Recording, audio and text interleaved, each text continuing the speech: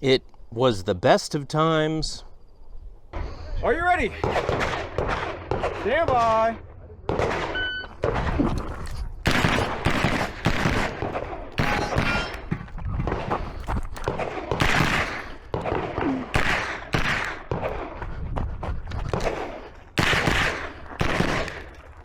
Finish and load show clear.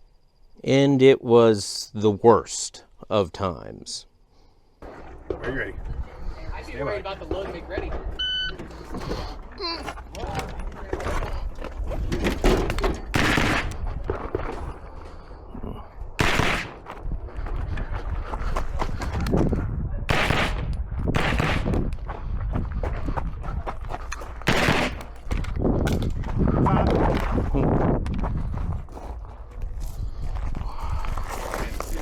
Okay. There are IDPA matches, then there is the IDPA match. The Third Rock competition, held at Cameo Shooting and Education Center in Western Colorado, is everything you can imagine about a major competition turned up to 11. Nearly 400 shooters, 30-some stages over 3 matches, and upwards of 800 hours of staff and volunteer hours going in to set it up. And the list of sponsors is insane. Wilson Combat, Glock, Ruger, Stanchion Customs, Midwest Competition, Quality Inn, Scorpion Ammo, 5013 Tactical, and Jerry's Outdoor Sports all showed up to support the shooters and the staff. And I not only got to shoot it this year, I worked one of the stages on it. Stand by.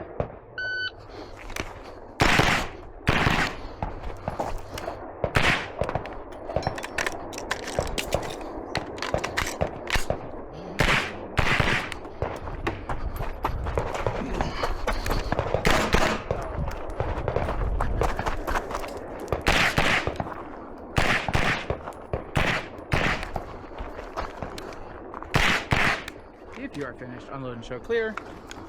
Stand by.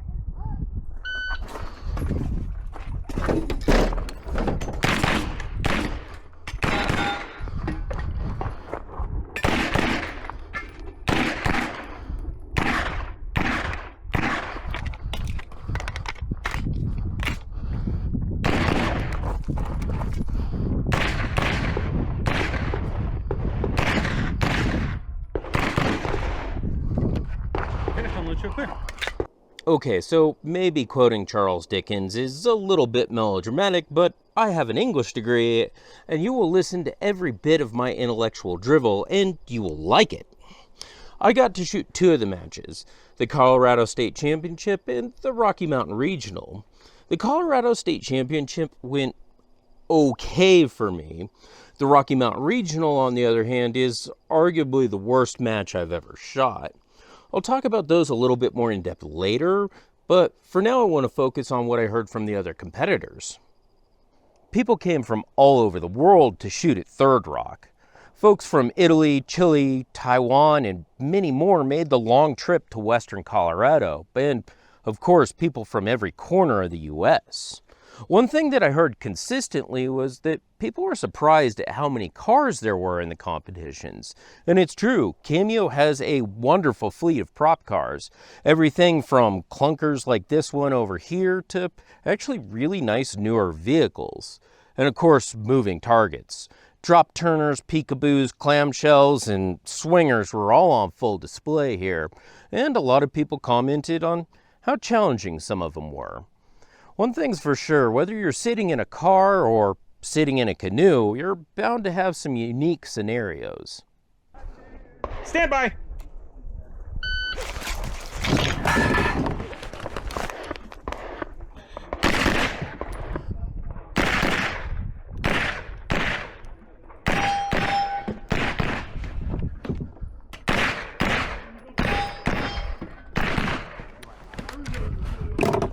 Okay. Are you ready? Stand by.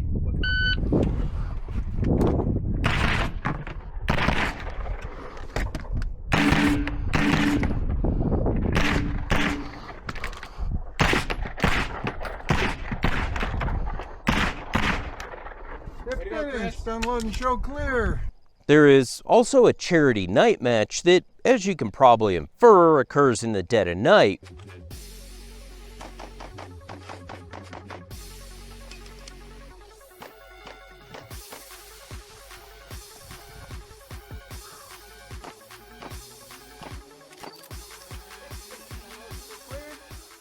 One of the stages is right here at the White residence. This match goes to benefit the Stay in the Fight Foundation that was set up by a gentleman by the name of Kyle Lamb.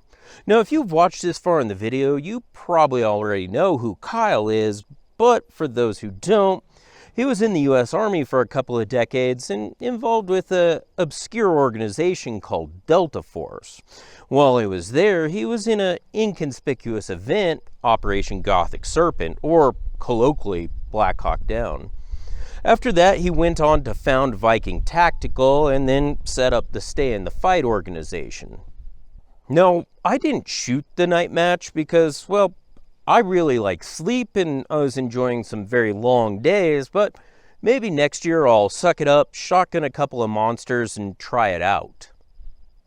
Of the two matches I did shoot, the Colorado State Championship, like I said, went okay.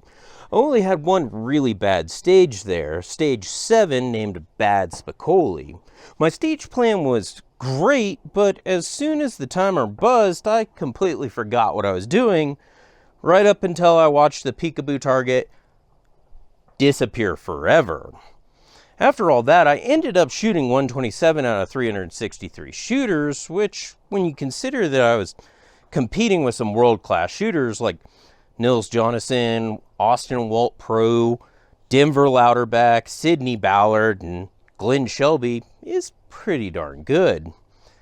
The next day at the Rocky Mountain Regional, though, was an absolute disaster. Are you ready? Stand by.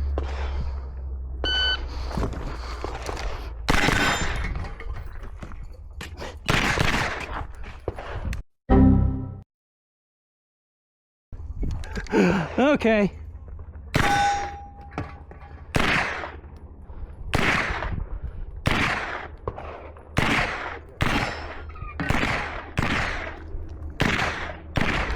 If you are finished, unload show clear. About 2/3 through the Rocky Mountain Regional, I was backpedaling while reloading and didn't have my elbow pinned like it should have been. So the muzzle went up into the vertical and beyond. At that moment, I was demoted to full-time stage reset, and I received my first DQ ever of shooting competition. I had a lot of time to reflect for the rest of the day. Are you ready? I'd be worried about the load and make ready.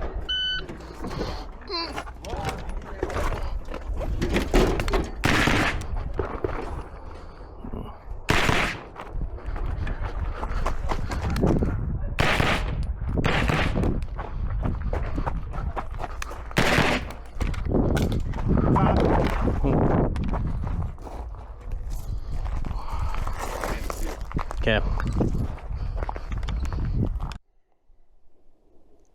The following day, I worked one of the stages, and it gave me a lot of opportunity to see what the other competitors were running for guns and gear. Far and away, the most popular pistol out there were the Canics, followed by Staccatos, and then, surprisingly, Smith & Wesson M&Ps. There weren't as many Glocks as I expected to see out there, but there were quite a few Springfield Echelons and SIG P211s. The most popular mag pouch by all extents of the imagination was the Midwest Competition Works Sidewinder and Go Fast.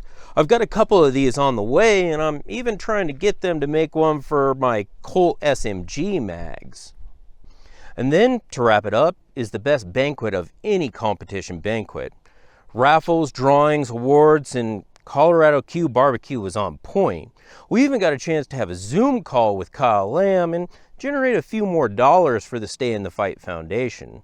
And for the first time in my life of shooting competition, I actually won a gun.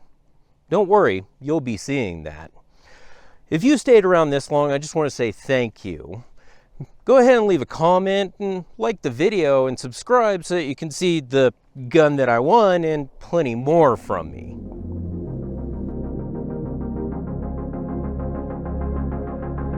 Clear.